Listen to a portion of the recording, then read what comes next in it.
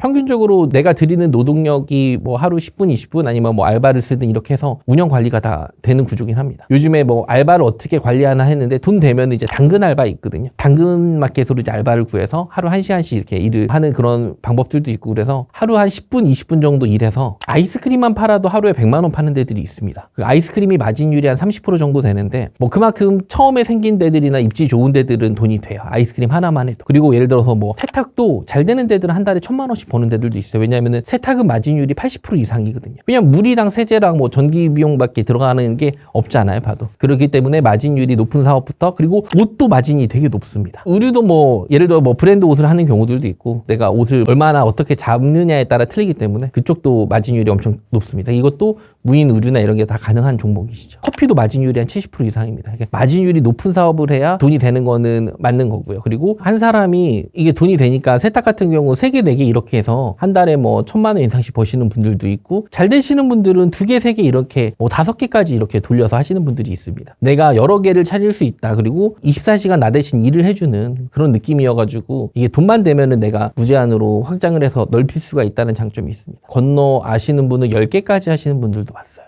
근데 이게 뭐 한 매장당 그래도 뭐 50만 원이든 100만 원이든 200만 원이든 돈이 남으니까 저희 점주님 사례로 말씀을 드리면은 세탁이나 뭐 이런 걸로 많이 버신 분들은 한 달에 한 7, 800 정도. 제 지인 사례 같은 경우는 뭐 세탁으로 1,000 이상 넘기시는 분들도 봤고요. 편의점으로 제일 많이 버신 분들은 한 달에 한 4, 500 정도. 아이스크림만 팔아도 한 달에 한 7, 800 버시는 분들도 저는 본 사례들이 있습니다. 그리고 결제를 해야지만 돌아가는 무인 커피나 무인 세탁에서는 도난이나 이런 게 없죠. 왜냐하면 카드 결제를 해야 세탁이 되고 결제를 해야 그 컵이 나오니까요. 근데 무인 편의점 도난 분실 이슈에 대해서 고민을 하는 부분들이 있는데 그거는 제가 봤었을 때 엄청 드문 사건입니다. 그러니까 뉴스에 나올 정도로 대부분의 그런 뭐 이슈들은 그렇게 생각보다 많지 않아서 그런 거에 대한 큰 리스크는 저는 많이 없다고 봅니다. 왜냐하면 저도 1,000원 빵 같은 것도 막 해서 팔고 했었었는데 그럼 빵을 팔면 빵에 로스율이 있을 거 아니에요. 뭐 1,000개씩 들어오니까 나중에 한 달 정도 해서 계산해 보니까 로스율이 거의 10개도 안 났어요. 그러면 엄청난 많은 빵을 팔았는데 로스율이 거의 없다라고 이렇게 봐야 되기 때문에 그런 거에 대한 이슈나 문제는 크지 않았습니다.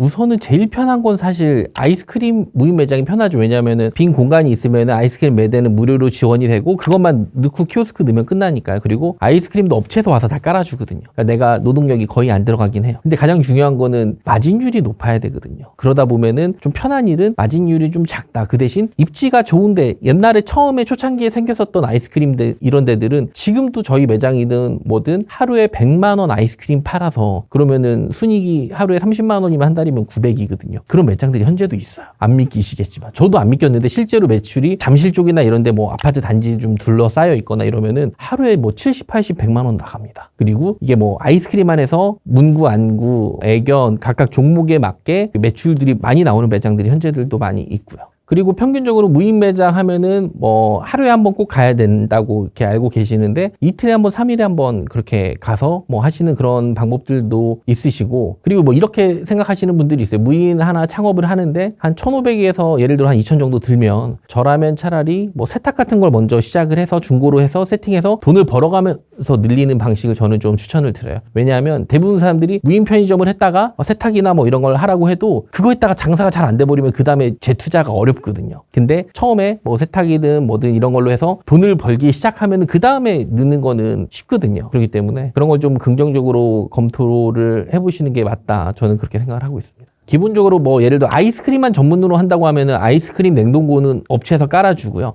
아이스크림 가격만 있으면 오픈이 돼요. 그만큼 초기 창업비가 많지 않기 때문에 사람들이 엄청나게 많이 창업을 했어요. 뭐 예를 들어서 아이스크림 편의점이나 뭐 문구안구 이런 거 들어갔었을 때는 평균 창업 비용이 한 1,000만 원에서 한 1,500 정도. 이 정도면은 창업이 되고요. 그리고 뭐 무인 커피 같은 경우도 커피 기계를 1세대냐 2세대냐 새 거를 하냐 중고로 하느냐에 따라 틀린데 중고 같은 경우는 커피 머신 한 1,000만 원 정도 선으로도 오픈이 가능하고 무인 세탁 같은 경우는 옛날에는 이제 무인 세탁이 돈이 된다라는 건 너무 잘 알고 있는데 옛날에는 이제 창업비가 막 1억 5천 이렇게 들었으면은 요즘에는 그런 거 이제 중고로 한 대당 1,500만 원 하는 거를 300, 400, 500 그런 걸로 이제 중고로 사서 세팅을 하면은 투자 금액을 한 3분의 1, 4분의 1로 줄일 수가 있습니다. 키오스크로 뭐 재고든 전체 품목이 다 관리가 되기 때문에 저희가 무인이기 때문에 이렇게 뭐 어렵게 생각할 부분들은 없어요. 기본적으로 물건 빠진 거 있으면은 체크해서 채우고 결제 일어나면은 매출 확인하고 재고 관리하고 하는 부분들은 생각하는 것만큼 그렇게 어렵지 않습니다. 운영하시는 데들 중에 10평도 있고 20평, 30평, 40평도 있어요. 공간은 내가 여기에 조합을 잘 맞추느냐에 따라 틀린데 저희 뭐 무인 커피로 해서 뭐 20평, 30평에서 공간을 파는 컨셉도 있어요. 보드게임 같은 것도 하고 뭐 커피도 하고 거기서 뭐 라면도 마시고 이런 공간을 파는 컨셉도 충분히 매력이 있고 평수는 사실 좀 넓을수록 좀 쾌적하고 좀 좋긴 하죠. 근데 상권이 좋으면 5평도 저는 승산이 있다고 보고 뭐 세탁만 할 거면은 5평만 있어도 되죠. 뭐 2대를 설치해도 되니까 한 대 해도 되고 뭐 2대 해도 되고 세대를 세팅해도 되기 때문에 평수는 크게 어렵지 않습니다.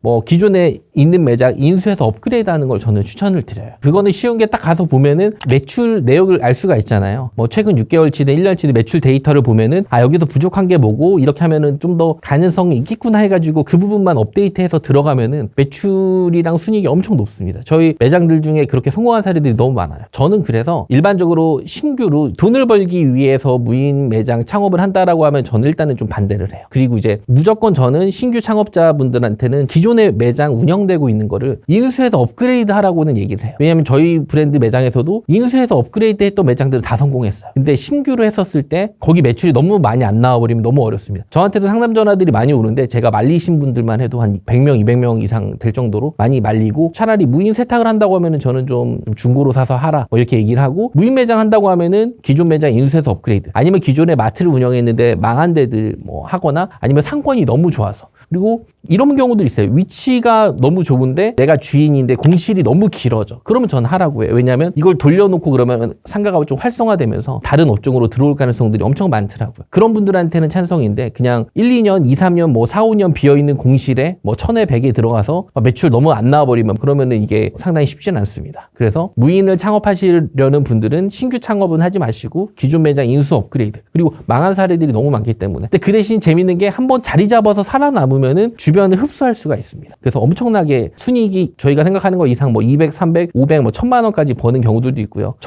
점주님들마다 특성이 조금 있는데 예를 들어서 학교 앞에 애기들이 좋아하는 그런 간식류 같은 거를 좀 많이 해놓거나 다른 데보다 상품도 좀 더 많고 가격도 좀 저렴하면은 그쪽으로 몰림 현상이 있습니다. 그러면은 예를 들어서 내가 무인 매장을 지금 하고 있다고 하면은 그냥 일반적인 그냥 편의점에서 파는 그런 과자류나 이런 거보다는 조금 더 센스 있게 좀 여러 개 종목들이 많이 있고 가격도 좀 그 대신 저렴해야 돼. 그러면 거기 있는 근처에 있는 사람들은 그쪽으로 올 수밖에 없거든요. 최대 한 50%까지는 플러스 마이너스를 시킬 수 있다 이렇게 볼 수 있습니다. 그리고 저는 그냥 몇 년 비어 있는데 보증금 1000에 100이라고 해서 창업해볼까 이렇게 생각하는 것 자체는 저는 좀 리스크가 있다고 봐요. 요즘에 자영업이나 이런 경기들이 엄청 어렵다고 하는데 그렇다고 해서 내가 여기 들어가서 팔았는데 아까도 얘기했지만 매출이 너무 안 나와버리면은 오히려 마이너스가 너무 심하기 때문에 창업에 대해서 엄청 좀 신중하게 좀 고민을 해야 된다. 했으면은 좀 열심히 본인만의 그런 컨셉을 잡아서 좀 열심히 하고 그리고 저는 뭐 몇 번 말씀드렸다시피 마진율 높은 거 위주로 잘 체크하는 걸 저는 추천을 드리고요. 이게 상품 구성이 너무 그냥 예를 들어서 그냥 아이스크림만 판다든지 그러면은 여름에는 2, 30 매출이 나오는데 겨울에는 막 3만 원, 5만 원 팔리거든요. 거기 가보면 아이스크림만 팔아요. 그리고 안 되는 매장들 가면은 과자나 뭐 이런 부분들도 거의 많이 없고 제품들도 많이 없고요. 이미 한두 달 해보고 주인분들이 이미 놔버린 상태 그런 매장들이 엄청 많이 있습니다. 가격적인 부분들도 있고 상품 구색 부분들도 그렇고 컨셉들도 좀 잘 잡아야 되죠. 뭐 이런 경우도 있잖아요. 내가 뭐 의류를 도매하거나 아니면 뭐 공동 구매로 해서 여기서 뭔가 승부를 보거나 나만의 좀 독특한 아이템이 있어서 나는 무조건 성공할 수밖에 없는 그런 아이템이 있으면 저는 무인으로 좀 창업을 저는 추천을 드려요. 그냥 단순히 무인 매장이 돈이 된대 뭐가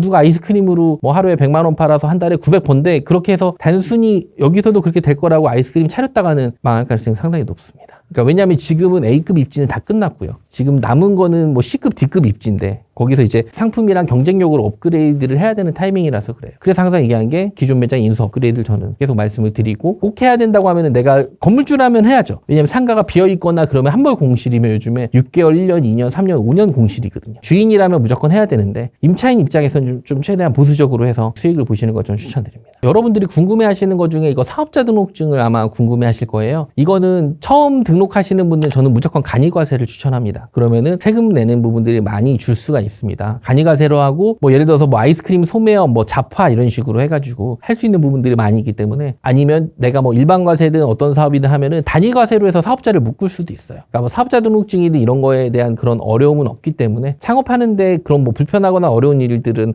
없습니다.